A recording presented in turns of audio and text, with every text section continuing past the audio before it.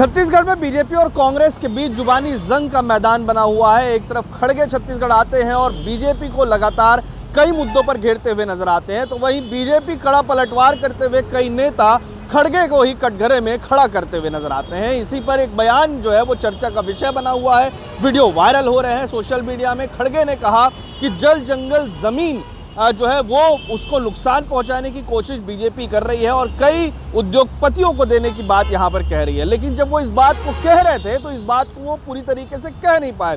वो जल जंगल के बाद जमीन बोलने पर उनकी बात अटक गई, उनकी जुबान अटक। हमारा जल जंगल और जल जंगल और ये तीनों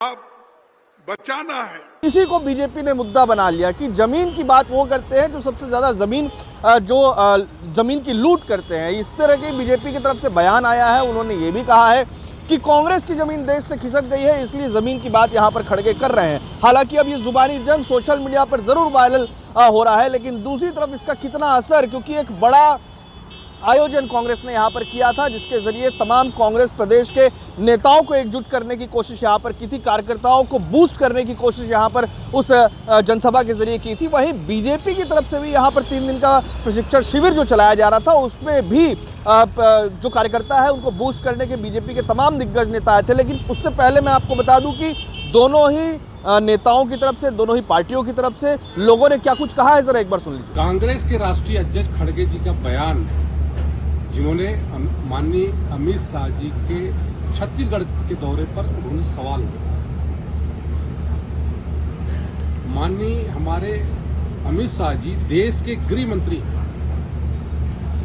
और लगातार उनका छत्तीसगढ़ में प्रवास हो रहा है और उनके इच्छा शक्ति के कारण से आज न केवल छत्तीसगढ़ बल्कि पूरे देश से नक्सलवाद का खात्मा हो रहा है।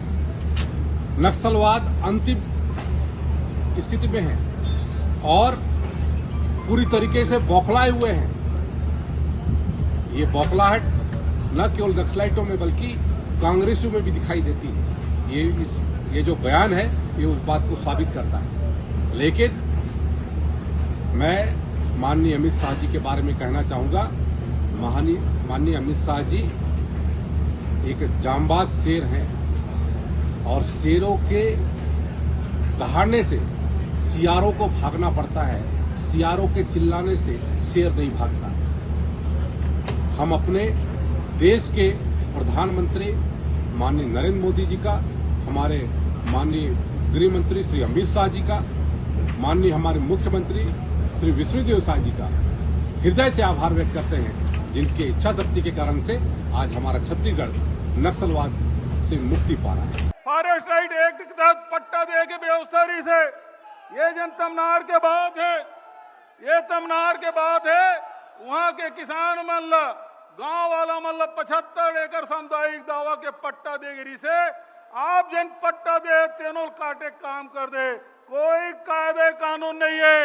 एकड़ मन के नारा का है जाना था, एक पेड़ माँ के नाम का है, एक पेड़ माँ के नाम और पूरा जंगल सुनाई नहीं दे, पूरा जंगल और जोर से बोलो, पूरा जंगल, पूरा जंगल होकर नाम से कर दे, चाहे बस्तर हो चाहे वो सरगुजा हो, पूरा जंगल एमन अडानी के नाम कर दे। तो आपने सुना कि किस तरीके से एक दूसरे पर आरोप प्रत्यारोप यहां पर बीजेपी और कांग्रेस के नेता लगा रहे हैं। खड़गे ने जिस तरीके से मोदी के साथ में पूरी भाजपा को घेरने की कोशिश की, छत्तीसगढ़ में विष्णुदेव सरकार को घेरने की कोशिश की, जल जंगल जमीन के मुद्दे पर घेरने की कोशिश की, तो वहीं पर वो अपने जुबान के कारण, अपनी जो जमीन ना बोल पाने के कारण वो भी घिरते हुए नजर आए। बीजेपी ने सीधे तौर पर तंज कसा। विजय शर्मा ने कहा कि जमीन की बात जमीन घोटाले वाले करते हैं, शहजादे की तरफ से जो स्क्रिप्ट लिख कर दिया गया था उसे भी वो ठीक से नहीं पढ़ पा रहे हैं। वहीं दूसरी तरफ जो भूपेश बघेल हैं उन्होंने भी इस बात पर तंज कसते हुए कहा है, सवाल ये है कि आखिरकार इसके पीछे जिस मुद्दे को लेकर राजनीति हो रही है, क्या वाकई में इन मुद्दों का असर जनता पर पड़ेगा? क्या जल जंगल जमीन की बात अगर दोनों ही पार्टी के नेता कर रहे हैं तो क्या वाकई में छत्तीसगढ़ में जल जंगल जमीन को बचाने की बात यहाँ पर जमीनी स्तर पर दोनों ही पार्टी के नेता करते हुए नजर आएंगे। सोशल मीडिया पर वॉर जरूर लगातार यहाँ पर जारी है और इसका जो लुत्फ है वो जनता यहाँ पर उठा रही है, लेकिन सवाल ये एक बड़ा कि अब तक इनके बयानों का धरातल पर कितना असर होगा। छत्तीसगढ़ से TV9 के लिए अमित मिश्रा।